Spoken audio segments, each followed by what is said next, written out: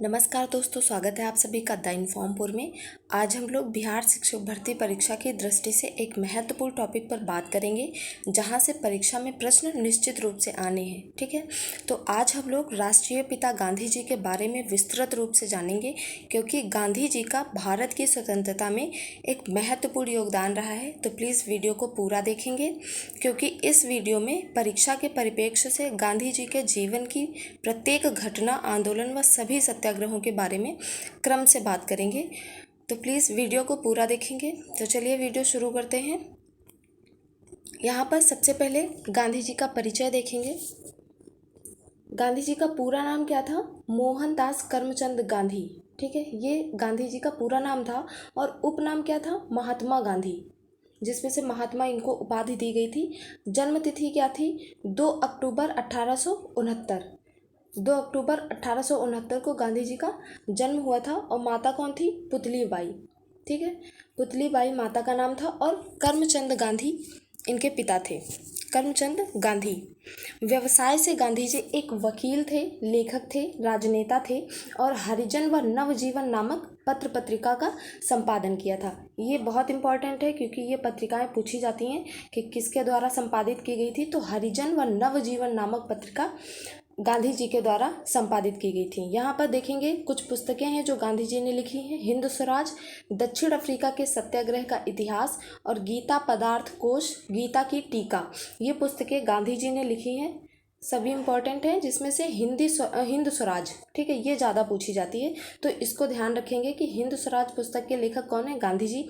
और ये आत्मकथा भी बहुत इंपॉर्टेंट है, ये भी कई बार पूछी जा चुकी है। सत्य के प्रयोग, ये गांधी जी की आत्मकथा है, इसको ध्यान रखेंगे। सत्य के प्रयोग गांधी जी की आत्मकथा है। और पुस्तक कौन सी? हिंद स्वराज, ज़्यादा पूछी जाती है, तो इन दोनों को ज़रूर याद रखेंगे। अब चलते हैं गांधी जी की शिक्षा के बारे में बात करते हैं। गांधी जी का जन्म 1869 में होता है और वे 1889 में उच्च शिक्षा प्राप्त करने के लिए इंग्लैंड चले जाते हैं। इसके बाद 1889 से 1891 तक इंग्लैंड में रहकर बैरिस्ट्री की शिक्षा प्राप्त करते हैं, मतलब वकालत की शिक्षा को ग्रहण करते हैं।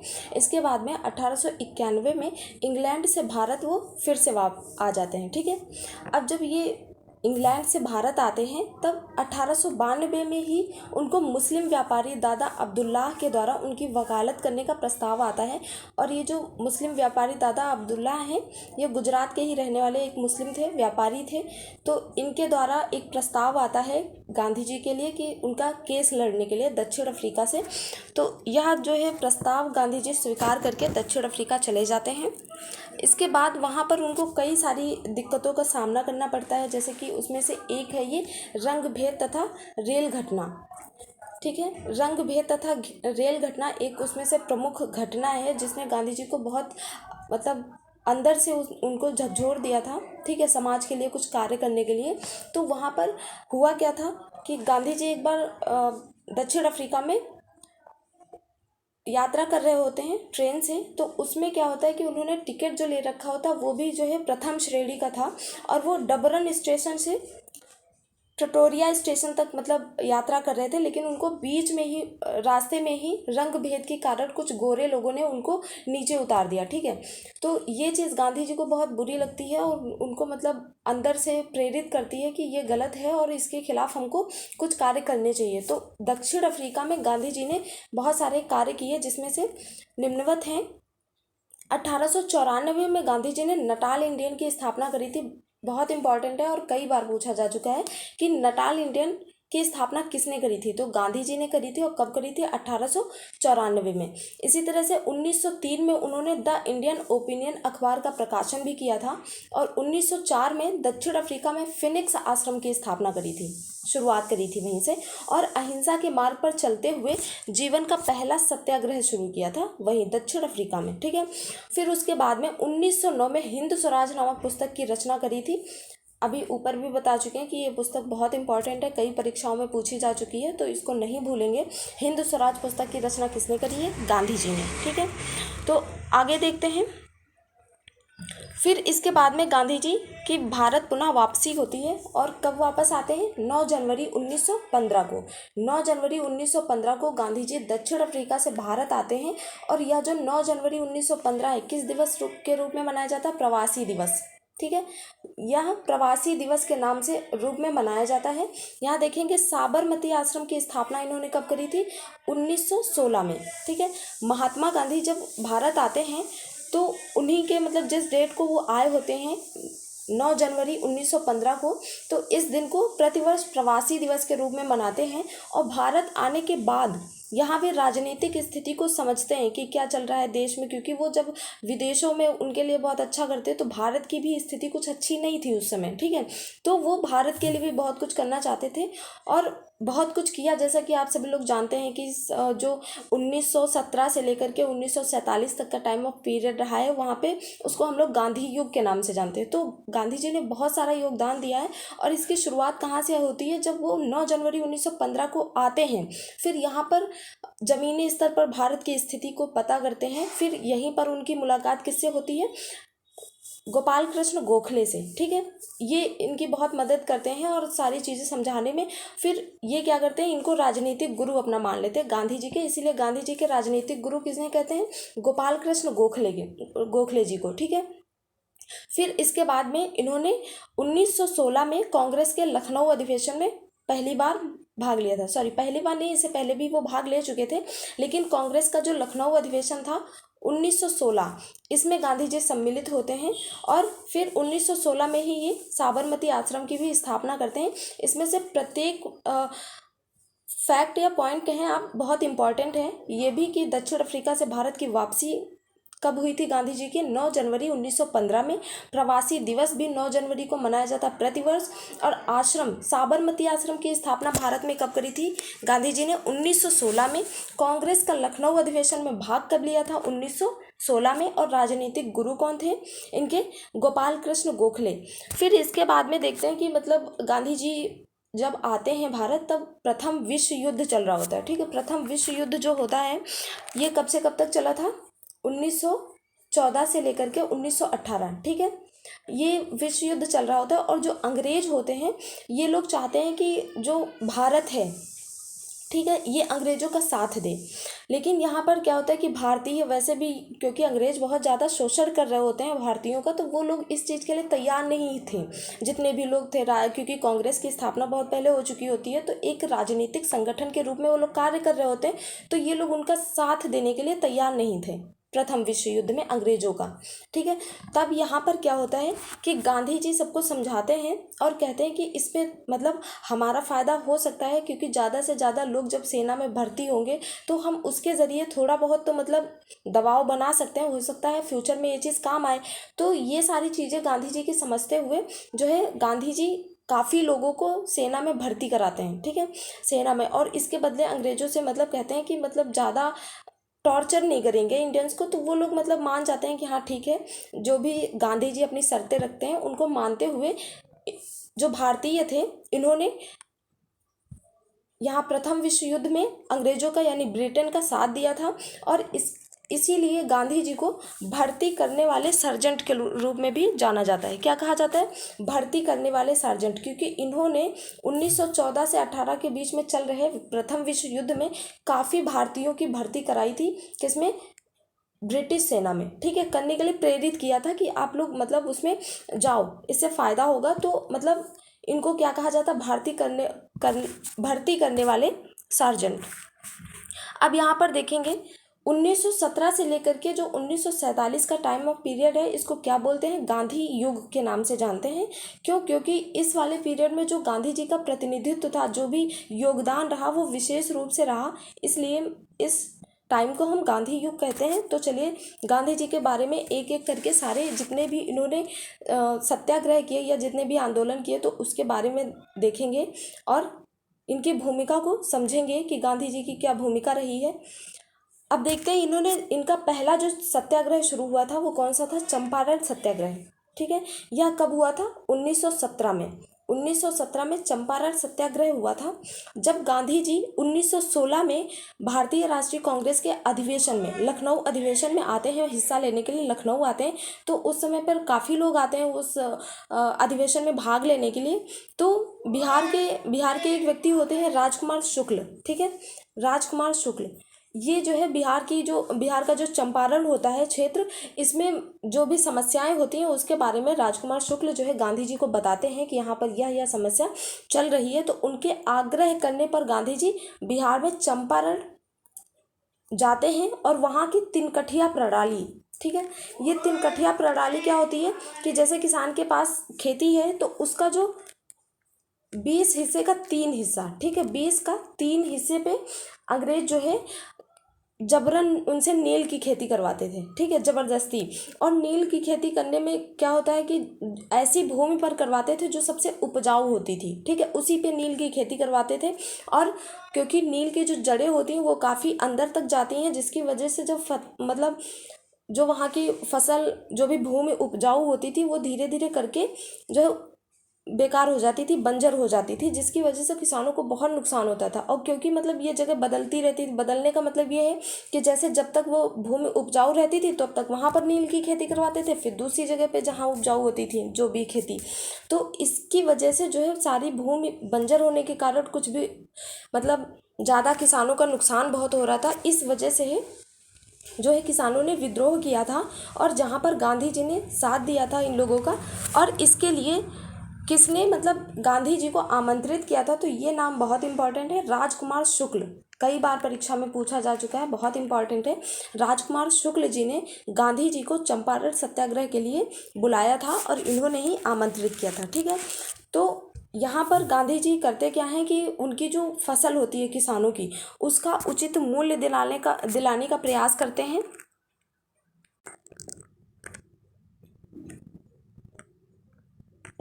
और यहाँ पर जब ये सत्याग्रह समाप्त होता है तो उसका परिणाम क्या होता है कि जो तिनकठिया प्रणाली होती है उसको समाप्त कर दिया जाता है, ठीक है, तिनकठिया प्रणाली को समाप्त किया जाता है। और जो कर होता है, कर वसूला जाता है, उसमें लगभग 25% की कमी करी जाती है, ठीक है, लगभग 25% तक कर को कम किया जाता है। तो यह एक गांधी जी का बहुत ही सफल सत्याग्रह था और यही इनका पहला सत्याग्रह भी था। चंपारण सत्याग्रह कब हुआ था? 1917 में।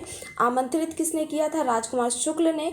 और यह गांधी जी का सफल प्रथम सत्याग्रह था। और इसी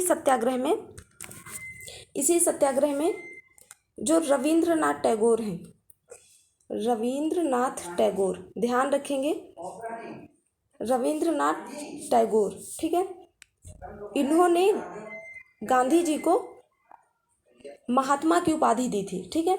गांधी जी को महात्मा की उपाधि किसने दी थी? रविंद्रनाथ टैगोर ने। ये बहुत इंपॉर्टेंट है, याद रखिएगा। इसमें जो भी आपको फैक्ट मिल रहे हैं वो एग्ज़ाम के पॉइंट ऑफ व्यू से बहुत इंपॉर्टेंट है, इसलिए ध्यान से सुनिएगा जो भी। फिर यहाँ पर रविंद्रनाथ टैगोर जी इनकी सफलता को देखते हुए गांधी जी को महात्मा की उपाधि देते हैं। फिर इसके बाद में यह जो सफलता होती है गांधी जी की, क्योंकि इसकी चर्चा पूरे भारत में हो जाती है, क्योंकि ये एक मतलब बहुत बड़ी समस्या होती है भारत में किसानों की, तो इसकी सफलता देख करके काफ़ी मतलब लोग उत्साहित होते हैं। फिर इसी की सफलता को देखते हुए अहमदाबाद के जो मिल मजदूर होते हैं, ठीक है, उन्होंने भी गांधी जी को आमंत्रित किया। और यह अहमदाबाद मिल मजदूर आंदोलन कब होता है? 1918 में, फरवरी 1918 में अहमदाबाद मिल मजदूर आंदोलन होता है। और यहाँ पर समस्या क्या होती है कि जो मिल मजदूर होते हैं, इसी समय पे जो है प्लेग बीमारी फैली होती है। तो प्लेग बीमारी फैलने के कारण सारे जो किसान होते हैं वो अपने घर मतलब रवाना हो रहे होते हैं, तो वो जो मिल मालिक होते हैं उनको बहुत नुकसान होने वाला होता है।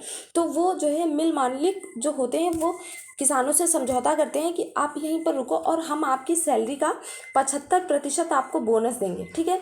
ये 75% बोनस पहले तय करते हैं। फिर जब प्लेग बीमारी थोड़ी कम होती है, ख़त्म हो जाती है, फिर क्या करते हैं कि ये बोनस बिल्कुल हटा देते हैं, ठीक है, हटा देते तो इससे किसान बहुत निराश हो जाते हैं, क्योंकि जो है महंगाई भी बढ़ चुकी होती है, और दूसरा ये था कि प्लेग बीमारी भी पूरी तरह से ख़त्म नहीं हुई होती है, तो उनको बहुत ज़रूरत होती है इस चीज़ की। लेकिन यहाँ पर अंग्रेज़ क्या करते हैं, पूरी तरह ख़त्म कर देते हैं इसको। और जब ख़त्म कर देते हैं तो फिर इन लोगों ने क्या किया कि आंदोलन शुरू कर दिया, और इसमें जो है गांधी जी का भी सहयोग मिला इनको। तो जो मिल मालिक होते हैं ये कहते हैं कि हम 20% तक बोनस दे देंगे, ठीक है। लेकिन जो किसान थे वो कह रहे थे नहीं, कम से कम 75 ना दो तो हमको 50% तो चाहिए, है ना। फिर मतलब गांधी जी के सहयोग से एक समझौता होता है, ठीक है। इस किसानों से बातचीत करके गांधी जी कहते हैं कि 35%, ठीक है, 35% जो भी उनको सैलरी मिल रही होती है उसका 35% प्लेग बोनस, ठीक है, यहाँ पर दिलवाने का काम करते हैं। प्लेग बोनस कितना, 35%। फिर इसी के साथ में यहाँ पर ये आंदोलन भी सफल रहता है, क्योंकि 35% तो वो बोनस दिलवाने के लिए मान जाते हैं। तो यहाँ भी ये भी एक सफल आंदोलन होता है गांधी जी का। और ये जो अहमदाबाद आंदोलन है इसमें गांधी जी ने पहली बार जो है भूख हड़ताल की थी। अहमदाबाद मिल मजदूर आंदोलन में गांधी जी ने पहली बार भूख हड़ताल करी थी, ठीक है। भूख हड़ताल क्वेश्चन आ सकता है कि गांधी जी ने हड़ताल कब करी थी, तो किस में करी थी, अहमदाबाद मिल मजदूर आंदोलन के तहत गांधी जी ने पहली बार यहाँ पर भूख हड़ताल करी थी, ठीक है। फिर उसके बाद में आता है खेड़ा आंदोलन। खेड़ा आंदोलन में क्या होता है कि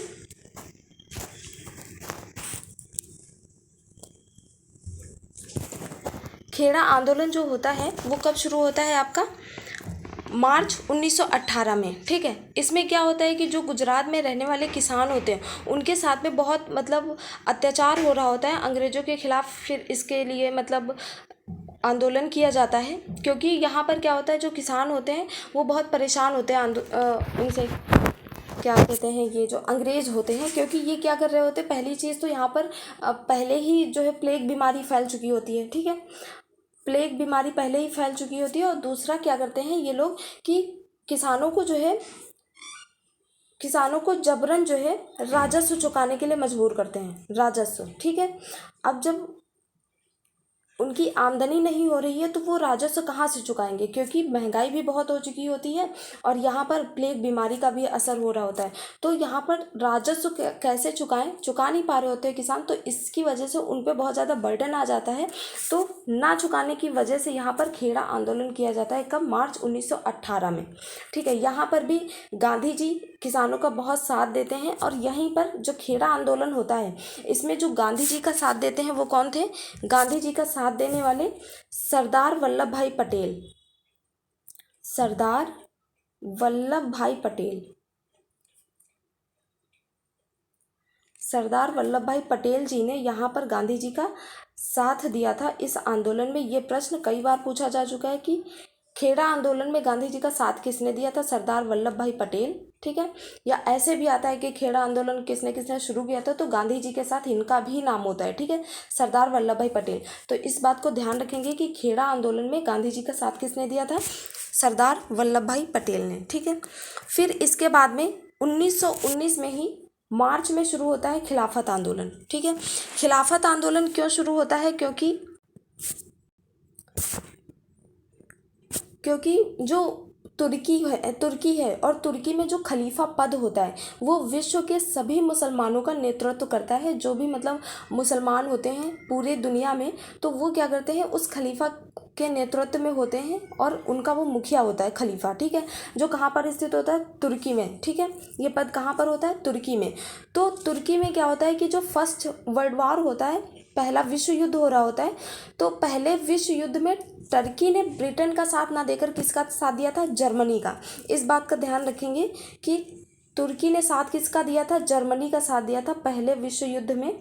और ठीक है, इसी बात से अंग्रेज जो है बहुत गुस्से में होते हैं। और जब यह युद्ध समाप्त हो जाता है, ठीक है, जब यह युद्ध समाप्त हो जाता है तो ब्रिटेन और तुर्की के बीच में एक समझौता होता है, एक संधि होती है जिसे सेवर्स की संधि बोलते हैं, ठीक है।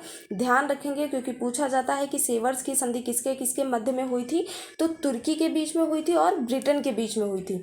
और इसी सेवर्स की संधि के अनुसार ठीक है। जो खलीफा पद होता है उसको समाप्त कर दिया जाता है, उसके सभी अधिकारों को समाप्त कर दिया जाता है। और ये जो घटना घटती है पद को समाप्त करने वाली, ये दुनिया भर के जो मुस्लिम होते हैं वो लोग क्या समझते हैं, इस्लाम तथा खलीफा का अपमान समझते हैं, जिसकी वजह से पूरे विश्व में जो भी मुस्लिम होते हैं वो एक आंदोलन छेड़ देते हैं। ठीक है, आंदोलन की घोषणा कर देते हैं, जिसका प्रभाव भारत में भी देखने को मिलता है। तो भारत में जो असहयोग आंदोलन है वो कौन चलाता है, वो मोहम्मद अली, नाम बहुत इंपॉर्टेंट है, मोहम्मद अली, और कौन चलाता है, शौकत अली।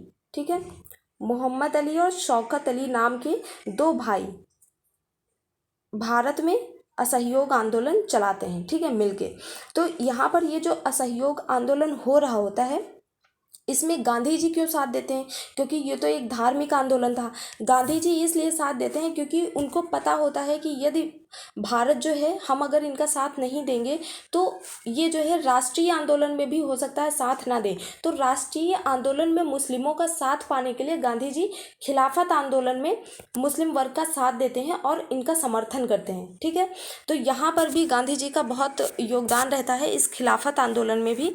फिर उसके बाद में जलियांवाला हत्याकांड भी इसी के साथ होता है। कब होता है, 13 अप्रैल 1919 में खिलाफत आंदोलन अपनी जगह पे हो रहा होता है और इसी बीच जो है जलियांवाला बाग हत्याकांड हो जाता है। ठीक है, क्यों होता है जलियांवाला बाग हत्याकांड होने का कारण क्या होता है, तो यहाँ पर देखेंगे रॉलेट एक्ट आता है। ठीक है, अंग्रेजों के द्वारा यहाँ पर रॉलेट एक्ट भेजा जाता है, जिसके और यह एक्ट कौन भेजता है, सर सिडनी रॉलेट की अध्यक्षता में आता है, सर सिडनी। ठीक है, सर सिडनी रॉलेट की अध्यक्षता में यह एक्ट जो है भारत भेजा जाता है।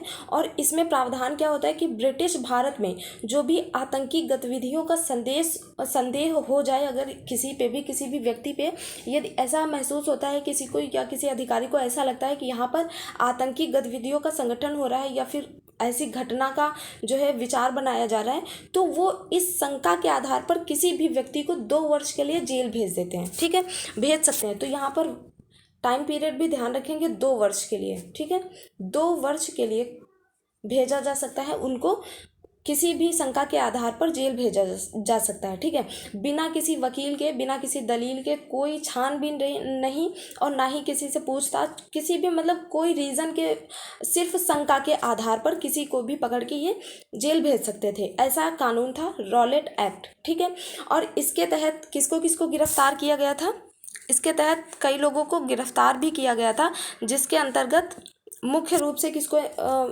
2 लोग थे जिनको गिरफ्तार किया गया था। कौन, डॉक्टर सत्यपाल। ठीक है, डॉक्टर सत्यपाल और कैफुद्दीन किचलू। ठीक है,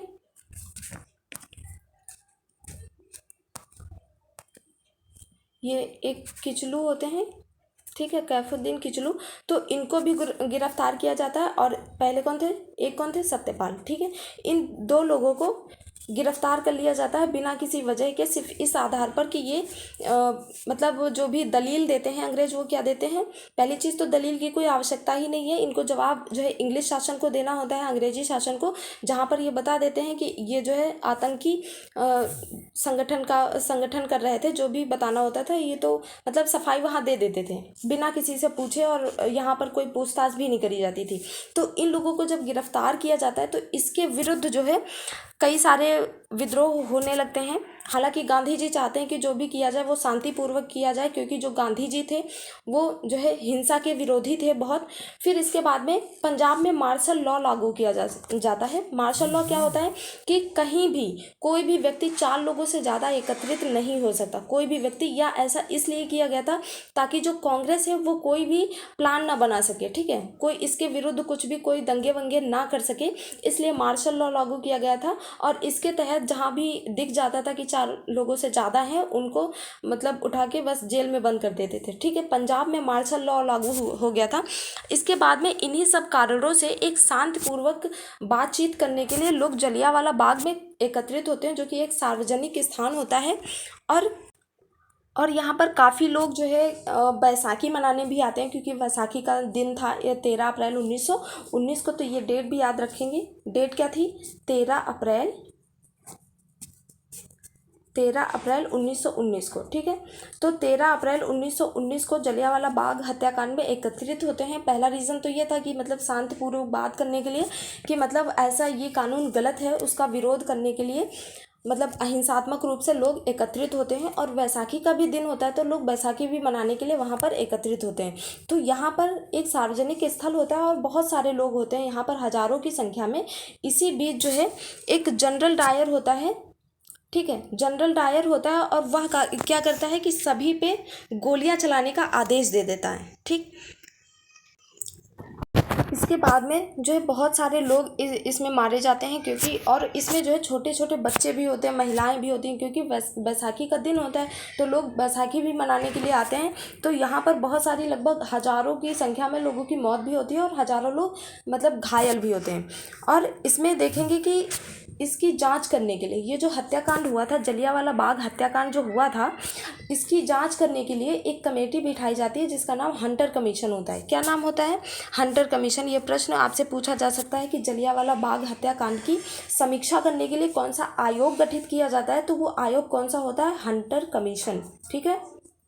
हंटर कमीशन का गठन किया जाता है। और ये जो हंटर कमीशन होता है अपनी रिपोर्ट जब देता है तो उस रिपोर्ट में हालांकि हाँ मतलब ये कह के निंदा करी जाती है कि मतलब ये अच्छा नहीं था, गलत किया, लेकिन इसके विरुद्ध कोई भी एक्शन नहीं लिया जाता है। जो जनरल डायर होता है जिसने आदेश दिया था गोलियां चलाने का, इसके विरुद्ध कोई एक्शन नहीं लिया जाता और उसको स्वतंत्र छोड़ दिया जाता है। तो इस बात की आलोचना अंग्रेजों में से किसने किसने करी थी? अंग्रेजों में विंस्टन चर्चिल, ठीक है, विंस्टन चर्चिल और H.H.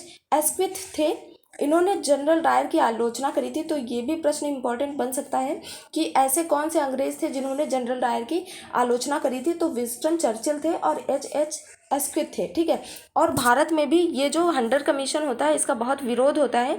इसी विरोध में हत्याकांड जो हुआ होता है, जलियांवाला बाग हत्याकांड होता है, तो इसमें रविंद्रनाथ टैगोर अपनी नाइटहुड की उपाधि त्यागते हैं और क्या सर की उपाधि को त्याग देते हैं। फिर जो गांधी जी होते हैं वो केसरे हिंद की उपाधि भी त्याग देते हैं। केसरे हिंद की उपाधि जो होती है वो गांधी जी को कब मिली होती है? जब दक्षिण अफ्रीका में जो कार्य वो करते हैं तो उनके कार्यों की सराहना के लिए अंग्रेजों द्वारा उनको केसरे हिंद की उपाधि दी जाती है, ठीक है। और दूसरा मतलब कि ये उपाधियां जो थी ये अंग्रेज इसलिए देते थे ताकि भारतीयों को जो बड़े बड़े नेता हैं उनको जो है अपने पक्ष में कर सके। ये उनकी एक रणनीति होती थी ताकि मतलब जैसे एक बैलेंस बना रहे और जो बड़े नेता हैं वो उनका मतलब विरोध ना कर सकें, ठीक है। तो यहाँ पर केसरे हिंद की उपाधि गांधी जी को दी जाती है जब वो दक्षिण अफ्रीका में अच्छे कार्य करते हैं। तो ये उपाधि भी गांधी जी वापस कर देते हैं। फिर इसके बाद में गांधी जी शुरू करते हैं असहयोग आंदोलन। और ये जो घटना हुई थी जलियांवाला बाग हत्याकांड, इसके बारे में एक बात कही जाती है कि जो यहाँ पर जिस टाइम पर ये घटना हुई होती है एक लड़का होता है छोटा सा, मतलब उस टाइम में उसका बचपन होता है। फिर बाद में 1940 में वही बच्चा क्या करता है, वहाँ पर जो तत्कालीन मतलब 1919 में जो लेफ्टिनेंट गवर्नर होता है माइकल ओ डायर, जिसने गोली चलाने के लिए आदेश दिया था जनरल को, वो जो जनरल डायर था, देखिए जनरल ओ डायर अलग है, ठीक है, जनरल ओ डायर अलग है, जनरल ओ डायर, ठीक है, और जनरल डायर वो अलग है। तो यहाँ पर जो जनरल ओ डायर है इसकी हत्या कर देता है। कब करते हैं? 1940 में। सोचिए 1919 की घटना का बदला कब लेते हैं वो? 1940 में। तब वो बहुत छोटे होते हैं। इनका नाम क्या होता है? इनका नाम होता है उधम सिंह, ठीक है, उधम सिंह इनका नाम होता है। और ये जो है जनरल डायर की जनरल ओ डायर की, ठीक है, लंदन में जाके इनकी हत्या कर देते हैं। तो यहाँ पर मतलब इस लेवल की देशभक्ति होती थी। तो यहाँ आप देखेंगे इसके बाद में गांधी जी जब देखते हैं गांधी जी के जनरल डायर जो है उसके विपक्ष में कोई मतलब एक्शन ही नहीं हो रहा होता, जबकि जो यहाँ पर वो उसका हंटर कमीशन का गठन होता है वो भी इसीलिए होता है कि समीक्षा करी जाए इसमें किसकी गलती है किसकी नहीं गलती है, और इसमें जो है उसको ऐसे ही छोड़ दिया जाता है बिना कोई एक्शन लिए। तो इसके विरुद्ध में गांधी जी क्या सोचते हैं? अब असहयोग आंदोलन की शुरुआत करनी चाहिए, ठीक है।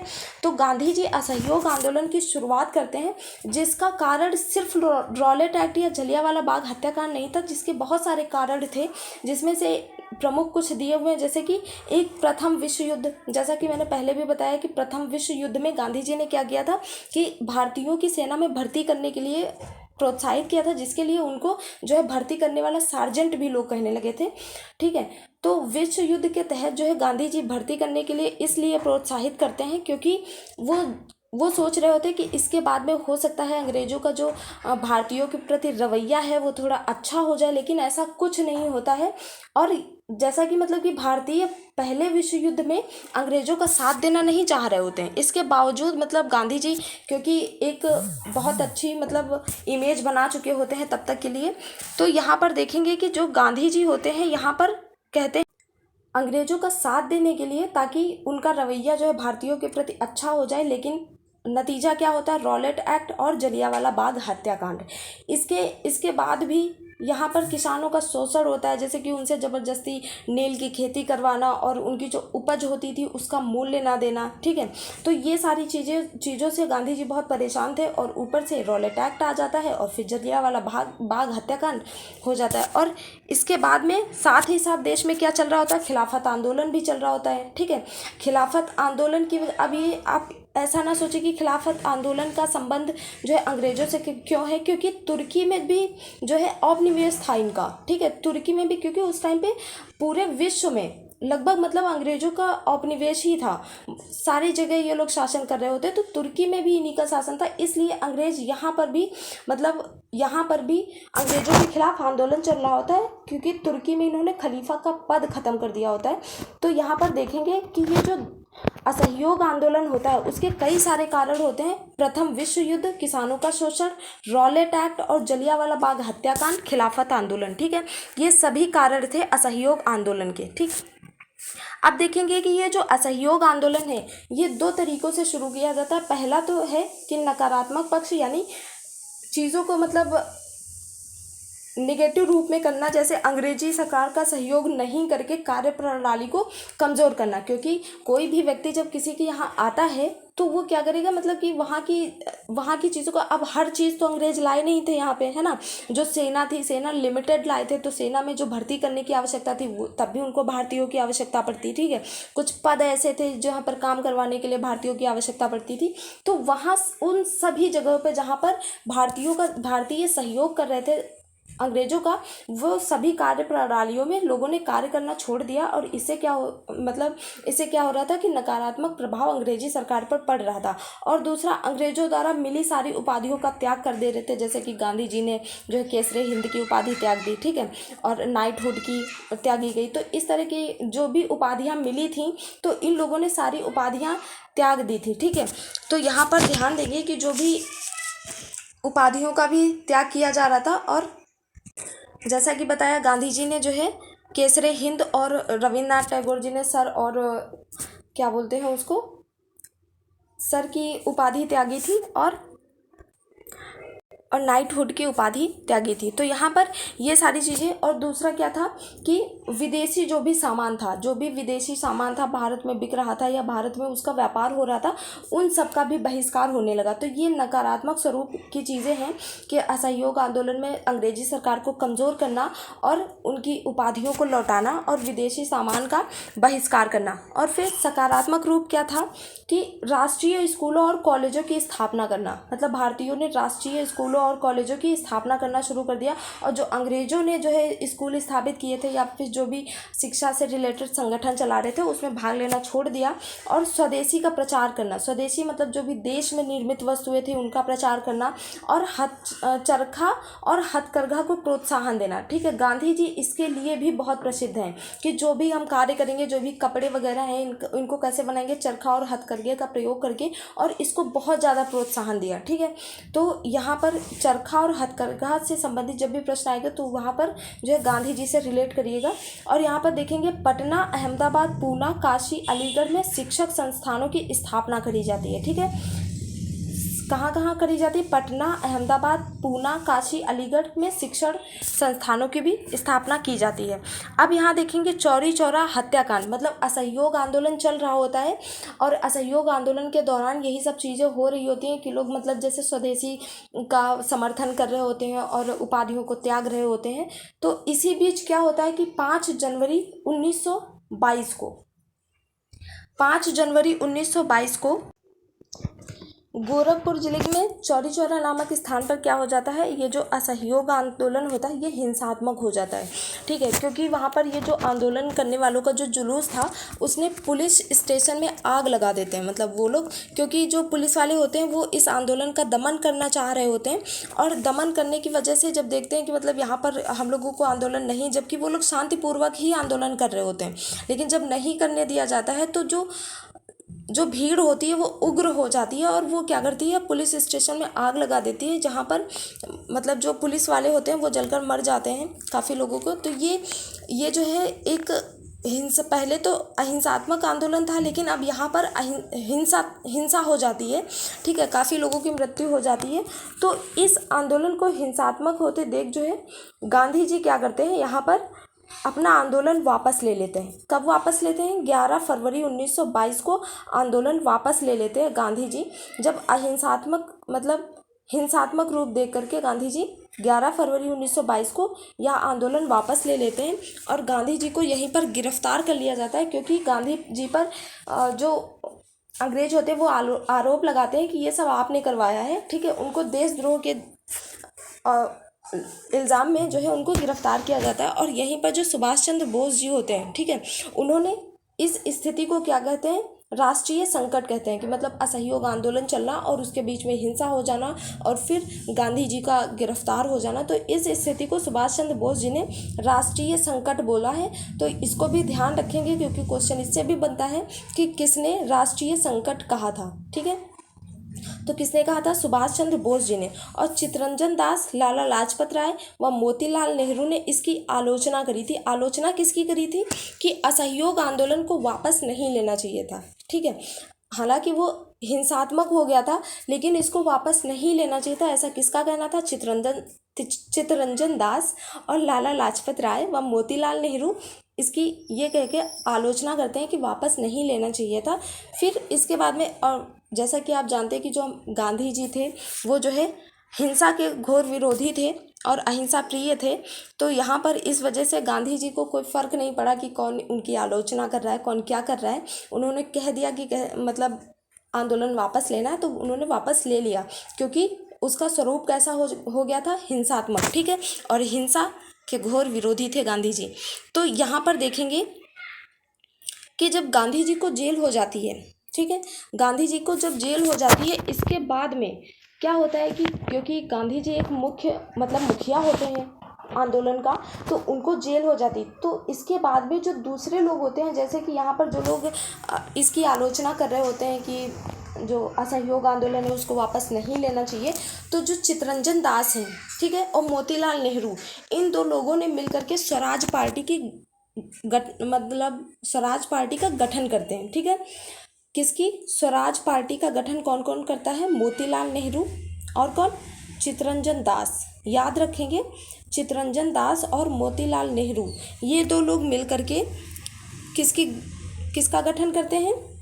स्वराज पार्टी का। ठीक है, स्वराज पार्टी का गठन करते हैं। तो इस गठन के बाद में क्या होता है कि जब गांधी जी को ये बात पता चलती है कि स्वराज और इसका उद्देश्य क्या होता है, जो स्वराज पार्टी होती है इसको गठन करने का जो उद्देश्य होता है ये इसलिए करते हैं ताकि जो मतलब लोग हैं, क्योंकि अब गांधी जी जेल जा चुके होते हैं, तो इसके बारे में ये सोचते हैं ये लोग कि कम से कम ये जो हम पार्टी बनाएंगे इसके तहत जो है सत्ता के अंदर जाएंगे और सत्ता में फिर इस पार्टी के माध्यम से हम अपनी मांगों को रखेंगे और उसके माध्यम से हम जो है जो भी अंग्रेज़ों की नीतियां हैं जो हमारे लिए अच्छी नहीं हैं या जो शोषण कर रही हैं हमारा, उनका विरोध करेंगे इस पार्टी के माध्यम से।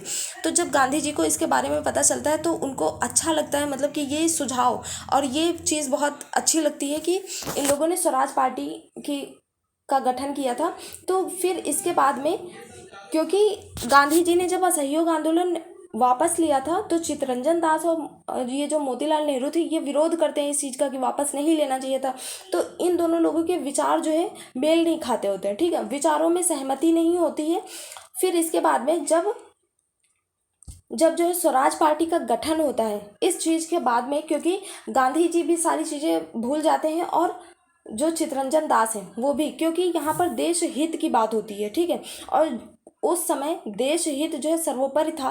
तो इसलिए यहाँ पर एक समझौता होता है जिसे गांधीदास पैक्ट बोलते हैं, ठीक है। इसके बाद में गांधीदास पैक्ट होता है जिसके तहत चित्तरंजन दास और गांधी जी के विचारों में सहमति होती है, और ये दोनों लोग फिर जो है फिर से कांग्रेस के एक पार्ट बन जाते हैं और एक दूसरे का साथ देते हैं। तो ये गांधीदास पैक्ट कहा जाता है। और यह किस घटना के बाद होता है? स्वराज पार्टी के गठन के बाद, ठीक है, इसको ध्यान में रखेंगे। और ये कब हुआ था? 1924 में। और यह भी प्रश्न बहुत पूछा जाता है कि स्वराज पार्टी का जो गठन हुआ था वो कब हुआ था? तो स्वराज पार्टी का गठन हुआ था आपका मार्च 1923 में, ठीक है, मार्च 1923 में स्वराज पार्टी का गठन हुआ था। इसी के गठन से, ठीक है, सहमति हुई थी किसके किसके बीच में? गांधी जी और चित्तरंजन दास के बीच में। तभी जो है गांधी और चित्तरंजन दास के बीच में एक समझौता होता है जिसे हम क्या कहते हैं? गांधीदास पैक्ट कहते हैं। और यह कब हुआ था? 1923 में, ठीक है। बहुत सारे प्रश्न बनते हैं और यहीं से प्रश्न आते हैं। इन सब चीज़ों को जब हम बारीकी से समझेंगे तो गांधी जी का जो व्यक्तित्व निकल कर आएगा, तब आप समझेंगे कि मतलब इसको जो ये जो टाइम ऑफ पीरियड होता है कि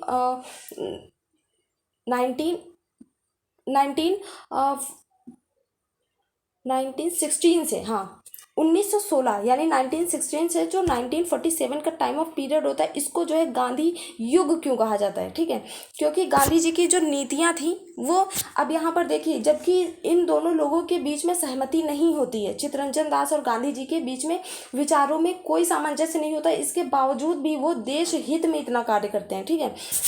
तो ये सभी चीज़ें जब हम समझेंगे और क्रम से समझेंगे तो अच्छे से याद हो जाएगा। फैक्ट भी आपको याद करने की ज़रूरत नहीं पड़ेगी। फिर इसके बाद में क्या होता है? स्वराज पार्टी का गठन, ये प्रश्न भी बहुत पूछा जाता है, किसने किया था स्वराज पार्टी का गठन?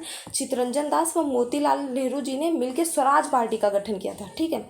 स्वराज पार्टी का गठन कौन करता है? चित्तरंजन दास व मोतीलाल नेहरू मिल करके। फिर यहाँ पर आता है सविनय अवज्ञा आंदोलन। ये घटना कब की होती है? स्वराज पार्टी का गठन कब हुआ था? 1924 में, ठीक है, सॉरी 1923 में। 1923 में स्वराज पार्टी का गठन होता है। फिर उसके बाद में सविनय अवज्ञा आंदोलन क्यों शुरू होता है? इसके क्या कारण होते हैं शुरू होने के?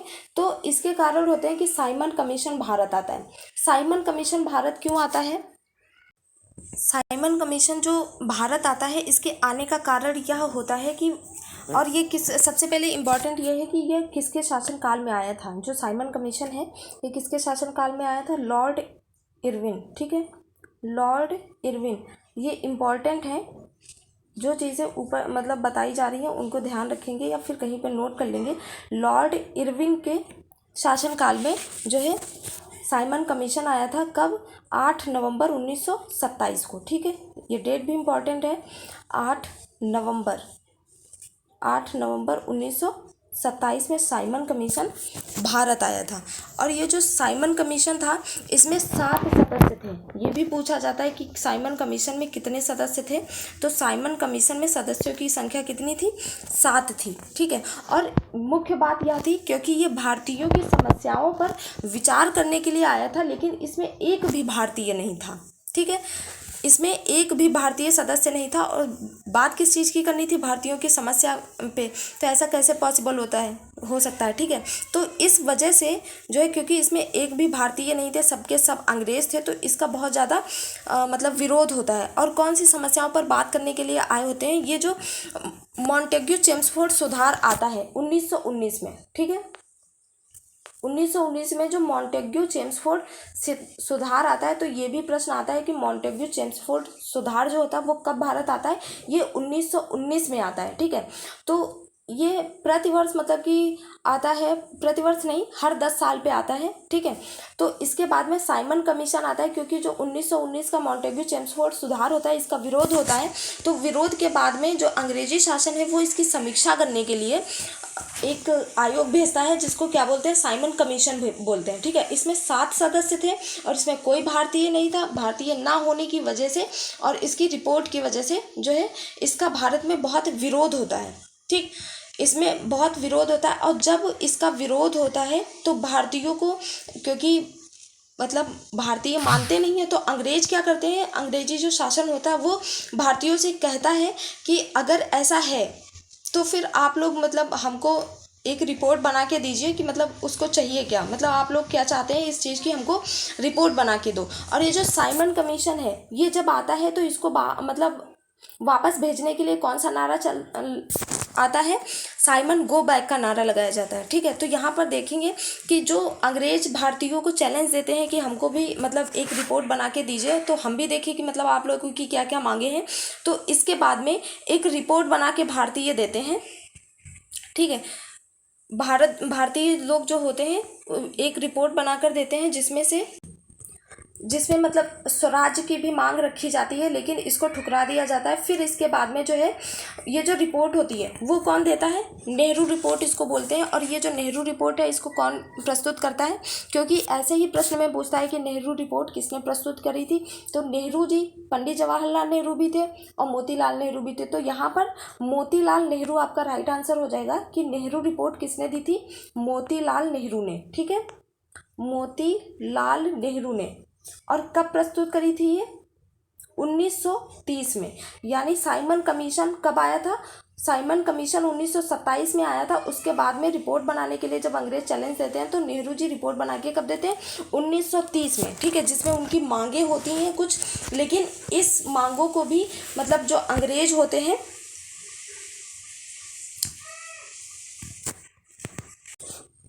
सॉरी यहाँ पर ध्यान देंगे, ये जो साइमन कमीशन होता है, ये साइमन कमीशन भारत कब आता है, 1927 में, ठीक है। ये साइमन कमीशन भारत कब आता है, 1927 में। और इसी बीच जो है यहाँ पर इन लोगों के द्वारा कहा जाता है भारतीयों से कि अपनी एक रिपोर्ट बना के प्रस्तुत करें।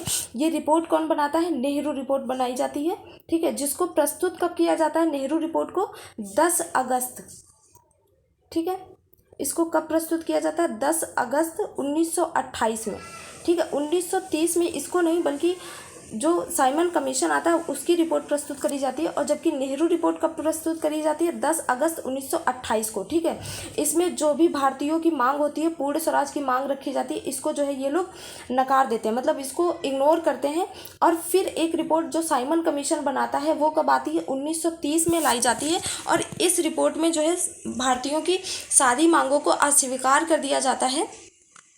तो यहाँ पर और इसके अलावा भी देश में अशांति और अराजकता फैली होती है, क्योंकि जो जैसे भारतीयों की जो मांग थी वो भी नहीं दे रहे थे, तो इसकी वजह से जगह जगह पे दंगे हो रहे थे और जगह जगह पे विरोध हो रहा था, जिससे गांधी जी बहुत दुखी थे। और फिर गांधी जी की जितनी भी मांगे होती थी उनकी भी उपेक्षा कर दी जाती थी, ठीक है। तो इस वजह से सविनय अवज्ञा आंदोलन गांधी जी ने शुरू किया 1930 में। क्यों शुरू किया, साइमन कमीशन आता है, एक कारण यह था। कब आता है, 1927 में आता है, ठीक है। साइमन कमीशन अपनी रिपोर्ट कब प्रस्तुत करता है, 1930 में प्रस्तुत करता है। फिर इसके बाद में नेहरू रिपोर्ट को अस्वीकार किया जाता है। नेहरू रिपोर्ट कब प्रस्तुत की जाती है, 10 अगस्त 1928 को, ठीक है, 10 अगस्त 1928 को नेहरू रिपोर्ट प्रस्तुत करी जाती है। और देश में अशांति व अराजकता को देखने की वजह से, मतलब फैलने की वजह से भी गांधी जी को ये भी प्रेरित करता है असहयोग आंदोलन शुरू करने के लिए। और एक कारण और भी होता है कि जितनी भी गांधी जी के मांगे होती हैं उनकी भी बहुत ज़्यादा उपेक्षा करी जाती है। तो इस वजह से जो है गांधी जी सविनय अवज्ञा आंदोलन 1930 में शुरू करने का निर्णय लेते हैं, ठीक है। अब देखेंगे कि जब ये चीज़ मतलब गांधी जी ने जब सविनय अवज्ञा आंदोलन शुरू कर दिया, तो इन सब चीज़ों को देख करके जो वहाँ का गवर्नर जनरल था, कौन था, लॉर्ड इरविन, ठीक है। ध्यान रखेंगे, नाम बहुत इंपॉर्टेंट है क्योंकि ये घटनाएं इस समय की बहुत ज़्यादा एग्जाम में पूछी जाती हैं। तो इस समय गवर्नर कौन था, लॉर्ड इरविन, ठीक है, इरविन थे।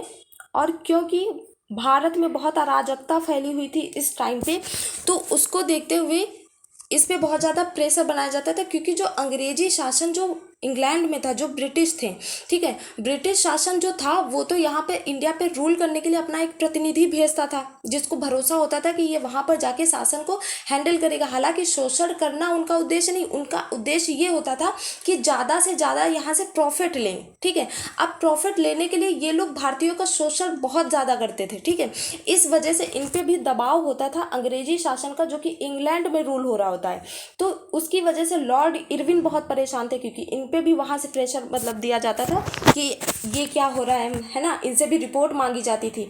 तो इसकी वजह से ये बहुत परेशान होते हैं। हालांकि गांधी जी से कई बार बात भी हुई, और गांधी जी की जब ये नहीं सुनते थे तो विरोध हो जाता था।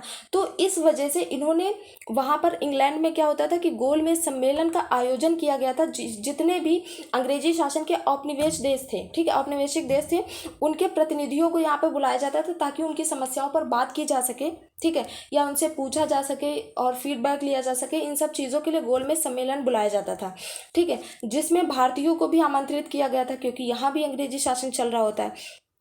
अब इस समय 1930 के समय भारतीय मतलब जो गांधी जी थे वो अपना असहयोग सविनय अवज्ञा आंदोलन शुरू कर चुके होते हैं, ठीक है। तो सविनय अवज्ञा आंदोलन में व्यस्त होने के कारण कोई भी मतलब भारतीय वहाँ पे हिस्सा लेते हैं, लेकिन गांधी जी इस टाइम के हीरो होते हैं। तो इसलिए गांधी जी जब यहाँ पर भाग नहीं लेते हैं, जो पहला गोलमेज सम्मेलन होता है इसमें भाग गांधी जी नहीं लेते हैं, तो बहुत मतलब ये बहुत वैसी बात हो जाती है इन लोग अंग्रेजों के लिए। तो अंग्रेज सोचते हैं कि जब गांधी जी नहीं आए तो इनका प्रतिनिधित्व तो कौन करेगा। तो यहाँ पर क्या होता है कि इरविन को और ज़्यादा परेशानी होती है कि गांधी जी को वहाँ पर जाना चाहिए, क्योंकि गांधी जी ही मुखिया हैं इस टाइम के। तो लेकिन गांधी जी यहाँ पर नहीं जाते हैं पहले सम्मेलन में। तो इस चीज़ से परेशान इरविन क्या करता है, गांधी जी से बैठ के बात की जाती है, जिसे हम क्या कहते हैं, गांधी इरविन समझौता कहते हैं। इसमें जो है गांधी इरविन समझौता होता है, ठीक है। फाइनली दोनों लोगों के बीच में बात होती है, कब होती है, 5 मार्च 1931 को, ठीक है। ये प्रश्न बहुत बार पूछा गया है कि गांधी इरविन समझौता कब होता है। ये कब हुआ होता है, 1931 में गांधी इरविन समझौता होता है, ठीक है। तो इसको ध्यान रखेंगे। और सविनय अवज्ञा आंदोलन से परेशान लॉर्ड इरविन के मध्य किया जाता है और गांधी जी के मध्य किया जाता है। इसमें जो लॉर्ड इरविन होता है ये गांधी जी को आश्वासन दिलाता है कि उनकी जो भी मांगे हैं, ठीक है, उनको पूरा किया जाएगा, किंतु लंदन में आयोजित गोलमेज सम्मेलन में गांधी जी को हिस्सा लेना होगा, ठीक है। ये चीज़ें जो इरविन है ये जो है गांधी जी से कहता है। तो गांधी जी इस सम्मेलन में भाग लेने के लिए तैयार हो जाते हैं, ठीक है। फिर उसके बाद में आता है द्वितीय गोलमेज सम्मेलन, ठीक है, जो पहले में तो गांधी जी गए नहीं थे। फिर उसके बाद में लॉर्ड इरविन समझौता होता है, जिसके बाद में गांधी जी गोलमेज सम्मेलन में जाने के लिए तैयार हो जाते हैं। और जो द्वितीय गोलमेज सम्मेलन कब हुआ था, 1931 में। ये जो गोलमेज सम्मेलन थे ये बहुत इंपॉर्टेंट है, एग्जाम में कई बार आते हैं और कई मतलब कोई भी पूछा जा सकता है। 3 गोलमेज सम्मेलन हुए थे, एक कब हुआ था 1930 में, दूसरा कब हुआ था 1931 में, और तीसरा कब हुआ था 1932 में, ठीक है। तीनों लगातार हुए थे। और यहाँ पर देखेंगे समझौते के बाद जब गांधी जी द्वितीय गोलमेज सम्मेलन में गए थे, लेकिन वहाँ पर गांधी जी के किसी भी मांग पर कोई ध्यान नहीं दिया जाता है, ठीक है, उनकी वहाँ पर उपेक्षा की जाती है। और यहाँ भारत में भी क्या होने लगता है, ये जो असहयोग आंदोलन मतलब चल रहा होता है और गांधी जी की अनुपस्थिति में इसका दमन करने का प्रयास किया जाता है, ठीक है। जो सविनय अवज्ञा आंदोलन चल रहा होता है इसका दमन करना शुरू कर दिया जाता है। फिर ये चीज़ देख करके जब वहाँ भी गांधी जी की उपेक्षा होती है, कोई बात उनकी नहीं सुनी जाती है, तो गांधी जी वापस भारत आके सविनय अवज्ञा आंदोलन में फिर से सक्रिय हो जाते हैं, ठीक है। तो यहाँ इसके चलते अब क्योंकि जो गोलमेज सम्मेलन था वो 3 हुए थे और लगातार वर्षों में हुए थे, तो 1932 में फिर से गोलमेज सम्मेलन होता है, ठीक है। ये तृतीय गोलमेज सम्मेलन था, ठीक है। अब यहाँ पर होता क्या है कि द्वितीय गोलमेज सम्मेलन में जब गांधी जी की उपेक्षा होती है, तो यही सोच करके गांधी जी इस सम्मेलन में भी भाग नहीं लेते हैं। यानी कुल मिला के 3 गोलमेज सम्मेलन होते हैं, जिसमें से गांधी जी सिर्फ एक में भाग लेते हैं। और वो कौन सा सम्मेलन होता है, द्वितीय गोलमेज सम्मेलन, ठीक है। द्वितीय गोलमेज सम्मेलन में गांधी जी भाग लेते हैं। अब यहाँ इसमें ये जो तृतीय गोलमेज सम्मेलन है इसमें विशेष बात यह होती है कि जो डॉक्टर भीमराव अंबेडकर जी थे, ठीक है, इनकी जो पृथक निर्वाचन मंडल की मांग होती है इसको स्वीकार लिया जाता है।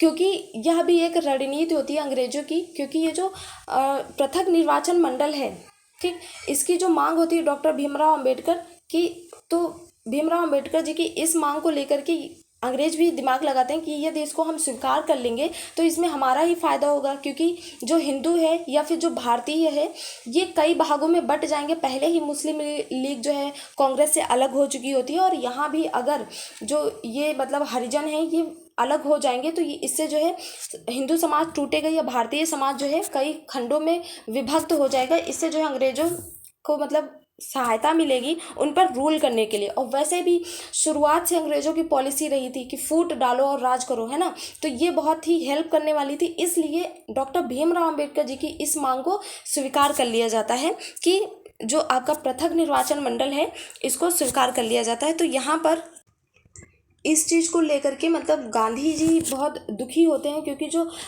गांधी जी मतलब भारतीय समाज को कभी टूटने नहीं देना चाहते होते हैं, और इससे जो है जो भारतीय समाज था वो टूट जाता। इस वजह से गांधी जी जो है भीमराव अंबेडकर जी के इस निर्णय से कि हमको पृथक निर्वाचक मंडल चाहिए, इससे बहुत दुखी होते हैं और वो एक समझौता करना चाह रहे होते हैं। ठीक है, तो इसी वजह से जो है एक समझौता है जिसको हम क्या कहते हैं, पूना पैक्ट के नाम से जानते हैं।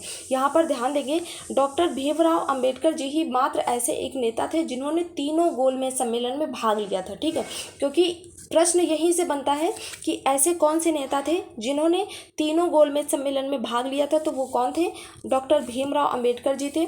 और किन्होंने सिर्फ एक में भाग लिया था, या फिर ऐसे प्रश्न आता है कि गांधी जी ने किस गोलमेज सम्मेलन में भाग लिया था, तो वो कौन सा था, पहला। ठीक है, प्रथम गोलमेज सम्मेलन में गांधी जी ने भाग लिया था। और ये जो गोलमेज सम्मेलन चल रहे थे इसके दौरान जो है ब्रिटेन के प्रधानमंत्री कौन थे, रामसे मैकडोनाल्ड। ठीक है, रामसे मैकडोनाल्ड। ठीक है, ये वहाँ के पीएम थे।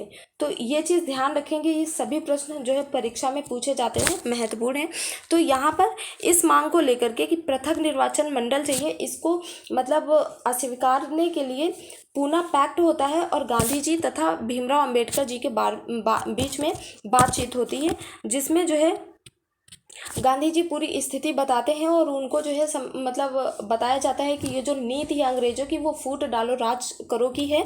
तब जो है जो डॉक्टर भीमराव अंबेडकर जी हैं, ठीक है, ये जो है गांधी जी का समर्थन करते हैं और यहाँ पर उनकी बात को मान जाते हैं। और ये जो पूना पैक्ट था 1932 का, ये कहाँ पर हुआ था, यरवदा सेंट्रल जेल में हुआ था, क्योंकि तब गांधी जी जेल में थे। ठीक है, तो यहाँ पर पूना पैक्ट होता है जिसके अनुसार जो अंग्रेज थे जो पृथक निर्वाचन मंडल में कितने क्षेत्र निर्धारित कर रहे थे, 71। ठीक है, 71 क्षेत्र जो है निर्वाचित क्षेत्रों की घोषणा करी थी। इसके बाद में जब गांधी जी ने इसको समर्थन दिया, मतलब गांधी जी ने जब इस चीज़ का विरोध किया था कि मतलब पृथक निर्वाचन मंडल गलत है, तो गांधी जी ने यहाँ पर डॉक्टर भीमराव अंबेडकर जी का साथ पाने के लिए 148 क्षेत्र जो है डिसाइड किए थे। तो यहाँ पर ध्यान देंगे कि पहले कितने निर्धारित हुए थे, 71, और बाद में 148।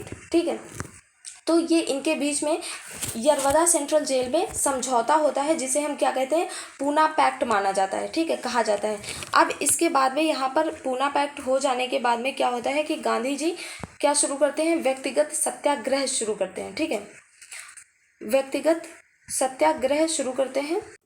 और ये जो व्यक्तिगत सत्याग्रह शुरू किया जाता है, ये कब शुरू किया जाता है, 1940 को। ठीक है, 1940 में व्यक्तिगत सत्याग्रह शुरू किया जाता है। इसमें क्या होता है कि 1940 में, ठीक है, गांधी जी के द्वारा एक रणनीति बनाई जाती है और उसके तहत जो है एक सत्याग्रह शुरू किया जाता है। क्योंकि इस टाइम में क्या हुआ होता है कि 1939 से द्वितीय विश्व युद्ध आपका शुरू हो जाता है, और जिसमें जो है अंग्रेज क्या करते हैं, अंग्रेज बिना भारतीयों की सलाह लिए या बिना भारतीयों से पूछे जो भी भाई, क्योंकि भारत में जो है एक जो आपके 1937 के चुनाव हुए थे उसमें भी कांग्रेस कई क्षेत्रों में 7 क्षेत्रों में अपनी सरकार बना चुकी थी, तो ऑब्वियसली उनका जो विचार है, सुझाव है, लेना आवश्यक था। लेकिन अंग्रेज क्या करते हैं, बिना किसी से पूछे क्या कर देते हैं, इस बात की घोषणा कर देते हैं कि जो द्वितीय विश्व युद्ध है इसमें भारत जो है इंग्लैंड का या ब्रिटेन का साथ दे रहा है। ठीक है, इस चीज़ का जो है सभी भारतीय क्या करते हैं, विरोध करते हैं कि ऐसा कैसे हो सकता है कि आप ये चीज़। और यहाँ पर 1929 में वायसराय कौन थे, लिन लिथिगो थे। ठीक है, इन्होंने द्वितीय विश्व युद्ध में घोषणा कर दी थी कि मतलब भारतीय हमारे साथ हैं।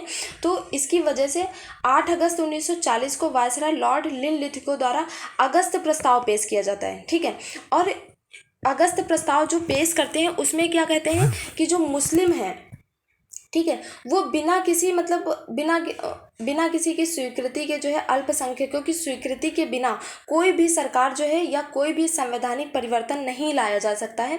यहाँ पर क्या कर दिया कि जो अल्पसंख्यक थे इनको भी एक बार बांटने की कोशिश करी, यहाँ पर भी मतलब विशेष दर्शाने की कोशिश करी और उनको ज़्यादा अधिकार दे करके और उपेक्षा करके यहाँ पर गांधी जी या हिंदुओं की उपेक्षा करके यहाँ पर फिर से एक धर्म के नाम पर बांटने का प्रयास किया जाता है। तो इस चीज़ का भी बहुत विरोध होता है, जो अगस्त प्रस्ताव यहाँ पर पारित किया जाता है। फिर यह चीज़ देख करके कि मतलब एक तो युद्ध जो हो रहा होता है उसमें जो है बिना किसी से पूछे ये जो है घोषणा कर देते हैं कि हम भारतीय जो है इंग्लैंड का साथ दे रहे हैं। दूसरा, अगस्त प्रस्ताव पेश किया जाता है और इस वजह से जो कांग्रेस की सरकारें थी 1937 में जो चुनाव हुआ था प्रांतीय चुनाव, उसमें जो है कांग्रेस ने 7 जगहों से विजय हासिल करी थी, 7 क्षेत्रों से जहां पर कांग्रेस की सरकारें बनी थी। और इसके बाद में 1939 में क्या होता है कि कांग्रेस की सरकारों ने सबने इस्तीफा देना शुरू कर दिया, तो इस्तीफा दे देती हैं। तो इन्हीं सभी कारणों से गांधी जी ने व्यक्तिगत सत्याग्रह शुरू किया था। और यहाँ पर ये थोड़ा सा मिस्टेक हो गया, दिल्ली चलो आंदोलन नहीं है ये, ठीक है, हाँ, सॉरी, ये दिल्ली चलो आंदोलन ही है। दिल्ली चलो आंदोलन इसको कहा जाता है, मतलब इतना ज़्यादा इसको नहीं प्रयोग में लाया जाता है क्योंकि जो दिल्ली चलो आंदोलन था ये व्यक्तिगत सत्याग्रह का ही हिस्सा था। लेकिन एग्जाम में हमको ये प्रश्न देखने के लिए मिलता है, पूछा जाता है कि जो दिल्ली चलो आंदोलन था वो किसका हिस्सा था, तो किसका हिस्सा था, व्यक्तिगत सत्याग्रह का। या ऐसे भी पूछते हैं कि दिल्ली चलो आंदोलन किसका हिस्सा था, व्यक्तिगत सत्याग्रह का। ठीक है, तो व्यक्तिगत सत्याग्रह दिल्ली चलो आंदोलन का हिस्सा था और दिल्ली चलो आंदोलन व्यक्तिगत सत्याग्रह का। और ये जो दिल्ली चलो का नारा है ये किसने दिया था, सुभाष चंद्र बोस ने दिया था, बोस जी ने दिया था। कब दिया था, 1943 में। ठीक है, ये अलग चीज़ है। 1943 में दिल्ली चलो का नारा दिया था सुभाष चंद्र बोस जी ने, और दिल्ली चलो आंदोलन अलग है जो कि व्यक्तिगत सत्याग्रह का एक हिस्सा था। ठीक है, यहाँ इसका उद्देश्य क्या था, अंग्रेजों की नीतियों के बारे में जागरूकता करना। यह भी एक जो है अहिंसात्मक आंदोलन था। ठीक है, सत्याग्रह था गांधी जी का। इसमें क्या किया जाता था कि जो गांधी जी थे वो जगह जगह पे जाके सम्मेलन एकत्रित मतलब लोगों को एकत्रित करके उनको जो है गांधी जी की नीतियों के बारे में बता रहे थे। क्योंकि आप ऐसे समझो कि मतलब एक तो बिना पूछे जो है आप युद्ध में शामिल होने का घोषणा कर दे रहे हैं, और दूसरा मतलब आप अगस्त प्रस्ताव ऐसा लाते हैं कि हिंदू मुस्लिम को फिर से एक बार बांटने का प्रयास कर रहे हैं आप। ठीक है, तो यहाँ पर क्या होता है कि इसको सत्याग्रह बोलते हैं। और इसमें इनका साथ कौन देता है, पहले सत्याग्रही जो होते हैं वो कौन होते हैं, विनोबा भावे, और दूसरे कौन होते हैं, जवाहरलाल नेहरू, और तीसरे कौन होते हैं, ब्रह्मदत्त। ये लोग मतलब साथ में गांधी जी के साथ में यही कार्य करते हैं कि जगह जगह पे जा करके लोगों को एकत्रित करके जो है यहाँ पर अंग्रेजों की रणनीतियों को बताते हैं और जिसमें अपना समर्थन जुटाते हैं। ठीक, फिर ये जब समर्थन इन लोगों को प्राप्त हो जाता है तब भारत छोड़ो आंदोलन की घोषणा करी जाती है।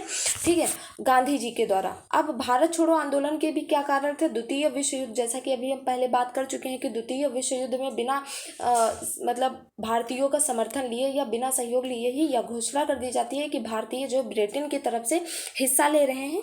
ठीक है, तो यहाँ पर इस आंदोलन में मतलब यह आंदोलन अगस्त में होता है।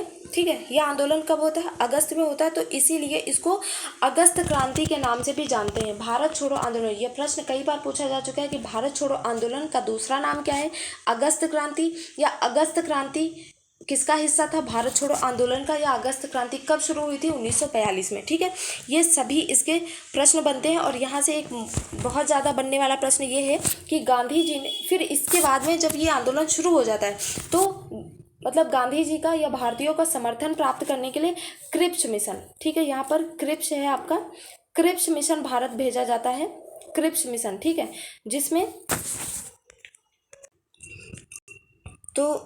यह होता है कि मतलब भारतीयों का समर्थन प्राप्त करने के लिए उसका मूल्य उद्देश्य यही होता है कि भारतीयों का समर्थन प्राप्त कर सके द्वितीय विश्व युद्ध में। ठीक है, और तो लेकिन अब की बार तो गांधी जी बहुत ज़्यादा समझ चुके होते, क्योंकि प्रथम विश्व युद्ध में भी अंग्रेज का साथ दिया था उन्होंने। इसके बावजूद भी कोई बात उनकी नहीं मानी गई थी, न तब और न अब मानी जा रही है। तो इस बार ये गलती गांधी जी बिल्कुल भी करने वाले नहीं थे। तो गांधी जी ने इसी क्रिप्स मिशन के विषय में क्या कहा था, दिवालिया हो चुके बैंक की चेक, ठीक है, दिवालिया हो चुके बैंक की चेक या पोस्ट डेटेड चेक बोला था। इसको किसको बोला था, क्रिप्स मिशन के बारे में। तो यहाँ पर ध्यान देंगे कि यह वाक्य पूछा जाता है कि यह किसने मतलब बोला था, तो गांधी जी ने इसको बोला था क्रिप्स मिशन के बारे में। और अंततः क्या होता है कि भारत छोड़ो आंदोलन को दबा दिया जाता है बुरी तरह से।